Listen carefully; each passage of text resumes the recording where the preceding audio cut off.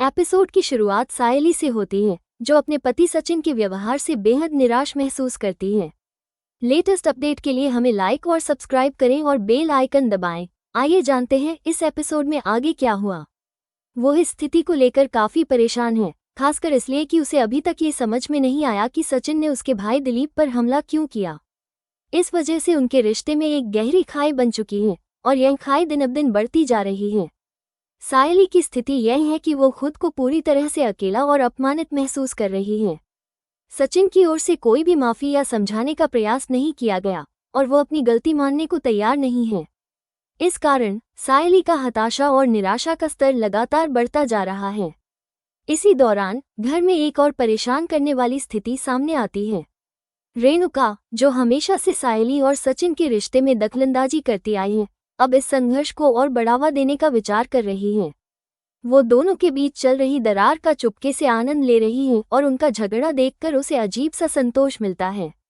अवसर का फायदा उठाते हुए वो एक योजना बनाती है ताकि वो दोनों को घर से बाहर कर सके और अपने इरादों को पूरा कर सके। अपनी सहेली शकुंतला से इस योजना के बारे में चर्चा करते हुए उसे इस बात का बिल्कुल भी डर नहीं होता कि इस मामले में परेश या अन्य किसी को पता चल सकता है। लेकिन परेश, जो अचानक बातचीत सुन लेता है, अपनी पत्नी की योजनाओं के बारे में जानकर गुस्से में आ जाता है। वो रेणुका को कड़ी फटकार लगाता है और उसे समझाता है कि वो ऐसा गलत काम कर रही है। हालांकि रेणुका का इरादा बहुत मजबूत है और वो किसी भी स्थिति में सचिन और सायली को घर से बेदखल करने के लिए दृढ़ संकल्पित है। इसके अलावा आकाश और रिया के रिश्ते में भी कुछ तनाव होता है। रिया का कहना है कि आकाश को उनके रिश्ते की कोई महत्वपूर्ण तारीख याद नहीं रहती और वो आकाश से इस बारे में मजाक करती है। उसकी यह बात आकाश को चिढ़ा देती है और वो इन सवालों से बचने के लिए डाइनिंग हॉल में चला जाता है, जहां परेश अखबार पढ़ रहा होता है। फिर रिया परेश से यह सवाल करती है कि उनकी और रेणुका की पहली मुलाकात कैसी थी।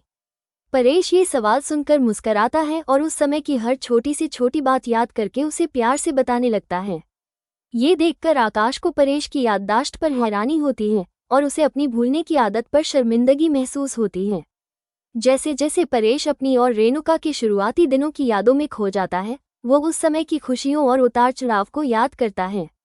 ये यादें उसे उन दोनों के बीच के रिश्ते को एक नई नज़र से देखने की प्रेरणा देती हैं और वो अपने जीवन को समझने की कोशिश करता है।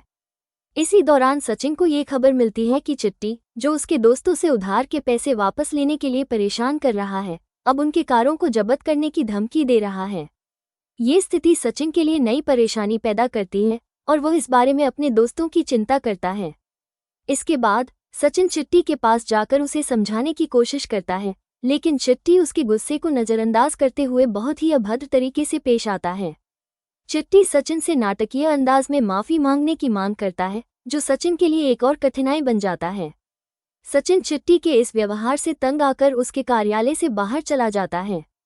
दूसरी ओर आकाश और रिया एक साथ साइकिलिंग करने जाते हैं और इस दौरान वे एक दूसरे के साथ घुल मिलकर हंसी मजाक करते हैं।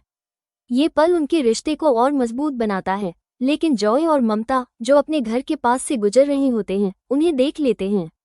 उन्हें ये देखकर चिंता होती है कि रिया की जीवनशैली और उसके फैसले शायद सही नहीं हैं। वे सोचते हैं कि शायद अब समय आ गया है कि वे रिया के भविष्य के बारे में कुछ गंभीर कदम उठाएं। सचिन और सायली के बीच दरार लगातार बढ़ती जा रही है। सचिन सायली के साथ बढ़ते तनाव को कम करने का कोई रास्ता नहीं खोज पा रहा है। रात को वे अलग अलग कमरों में सोते हैं और उनकी खामोशी उनकी बढ़ती दूरियों का प्रतीक बन जाती है। सायली सचिन से इस बात की उम्मीद करती है कि वो दिलीप से माफी मांगेगा, लेकिन सचिन इसके लिए तैयार नहीं है और यही बात सायली को और भी निराश करती है। वो खुद को इस रिश्ते में अकेला महसूस करती है और उसका विश्वास टूट चुका है। सायली और सचिन के रिश्ते में विश्वास की कमी बढ़ चुकी है और अन्य सदस्य भी अपने अपने तरीके से इन परिस्थितियों से निपटने की कोशिश कर रहे हैं। इसी तरह लेटेस्ट अपडेट के लिए बने रहिए हमारे साथ।